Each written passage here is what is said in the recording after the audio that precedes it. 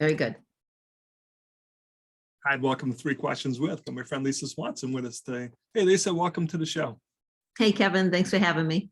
So, Lisa, I got kind of a weird topic for you today because I was thinking of you this morning.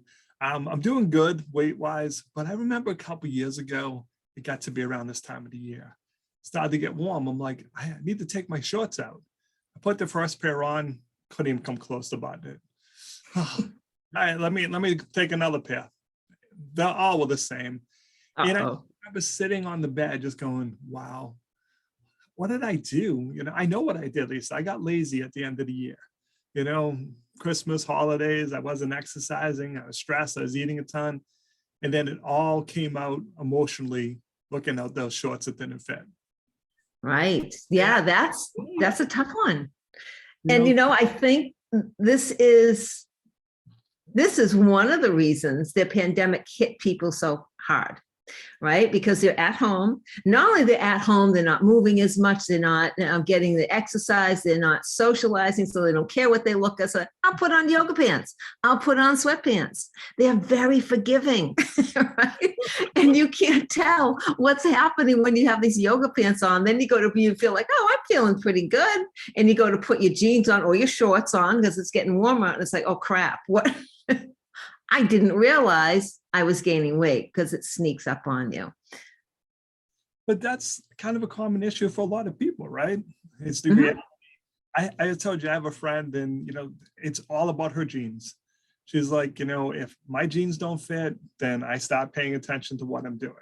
She's like, because she's like, I got a couple pair of jeans I really like. I feel confident. I feel good in them. And if I put them on and it's digging into my stomach and I'm miserable all day, then I know I need to make changes. I think that's a great thing to do. I actually have a friend just like that too. She refuses to wear leggings or yoga pants. And she goes, I won't. She goes, I know too many people who do and they end up gaining weight. She goes, I wear jeans all the time. And I think it's a great way to keep yourself in check. And there's obviously lots of different ways you can do it. You can do it with your clothes, the scale, measuring, things like that. But a lot of people get upset when they see the number on the scale, but it doesn't seem to be as upsetting when it's your clothes. And it can be a little bit more motivating to slip on those pair of pants and have the zipper go up easily. The trick is, right, it feels good to do that. Then you go out, you walk out and you're feeling confident when you're with other people. I look pretty good in this outfit. So it all comes together. But I think, so the trick is, okay, how do you prevent that from happening, right? And I think it's always being in awareness, not hyper focused on your weight. I don't mean it in that way. I mean in a healthy way of being aware of, okay, what do I need to do to get to the goal I want to do, to stay where I am so I don't gain weight?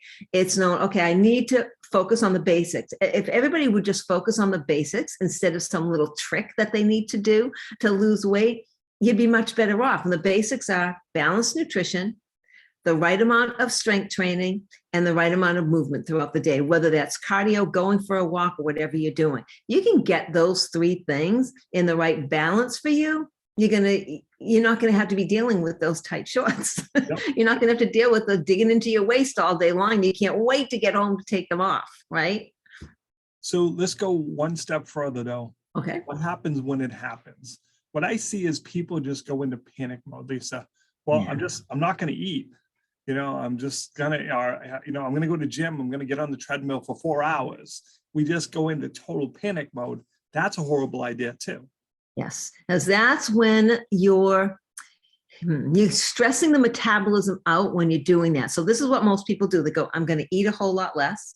I'm going to exercise a whole lot more and get this big gap going, right? And when you have that big gap going, that's when your metabolism was going to say, okay, hey, wait a minute. And let me correct myself. In the beginning, it might do something, but it's going to stress your metabolism enough that your metabolism says, okay, I need to adapt to what you're going to be doing to me, Kevin. So, and guess what? I'm going to slow down a little bit because you're doing all this activity and with hardly giving me any food. So I'm going to make it so I only need that amount of food. So then everything stops.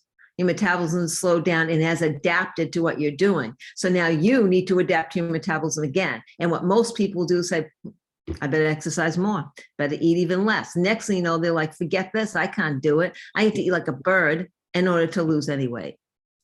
Now, like I said, I've seen that time and time again, because like you said, at first, it's working. Lisa, I dropped this weight. I feel really good. And then you hit that proverbial wall. Yeah. And then, like you said, the easy thing is like, Lisa, I've been eating right and I've been exercising, see no results. Time to go get a pizza, get some Mountain Dew. Just you give up. I give up. Obviously, it doesn't work and stuff. So Lisa, Right. how can people reach out to you? How can they learn more about how to do these things in a correct way and not everything we just talked about? Right, because you don't want to do it that way. You certainly don't go. I tell people I like to keep you on the edge of dieting, which means, yeah, you might have to exercise, you might have to eat a little bit less, but you guys are going to exercise less too. We're going to keep you right on the edge, which is going to keep you going longer. But it takes a little bit of time to figure out what is the right amount of nutrition and exercise and movement for you, which is where I come in. For everybody, right? There's no magic formula. No, there's no magic formula. It's like, so when I meet with a client, I am making sure that I'm meeting them where their metabolism is right now. We're going to work with your metabolism. That's why I call my programs the metabolic series. And I take them through different levels. And I'm teaching them along the way how to do this, because guess what? Your metabolism changes over and over again, constantly, whether you're getting older, whether you've lost weight, you've gained muscle, you got sick. It's always changing, adapting, and you need to learn how to do that too. So what's the best way to reach out to you? How can you learn more, my friend? They can reach out to me on Facebook, Lisa Swanson Health Coach, and Instagram at Lisa Swanson Fit. Lisa, I really appreciate taking a couple minutes to come on the show. And as always, thanks for being my friend. Thank you, Kevin. Great conversation as always.